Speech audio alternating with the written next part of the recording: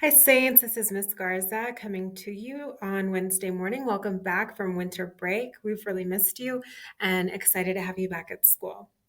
I know that some of you might be feeling a little nervous because of the Omicron variant, but I wanted to let you know that we are prepared to have you back to school. And I wanted to go over some expectations for how to keep us all healthy and safe through this Omicron bubble that we're going through. So, first and foremost, please come to school wearing a mask that you've brought from home. We really have a limited supply of masks, and we don't want you to engage in a power struggle with your teachers. The expectation is you come, you wear a mask every day, and that it's covering your nose and your mouth appropriately. Masking is one of our best strategies to make sure that we're not spreading COVID.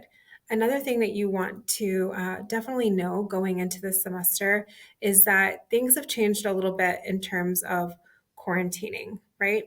So here's the new guidance: isolation, regardless of vaccination status, positive cases of COVID and those with symptoms should now isolate for 5 days past symptom onset or whenever you test positive for an asymptomatic case.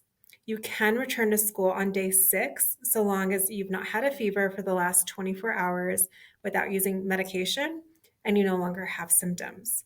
No test is required to return. For quarantine, when you are exposed to COVID, if you're vaccinated and asymptomatic, you're not required to quarantine now.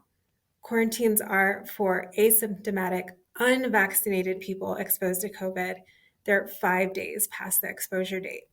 If the unvaccinated person has not developed any symptoms of COVID since exposure, you can return to school on day 6, and no test is required to return. This also applies if we were to go into outbreak status, and right now we don't have any information to show that we are on outbreak status.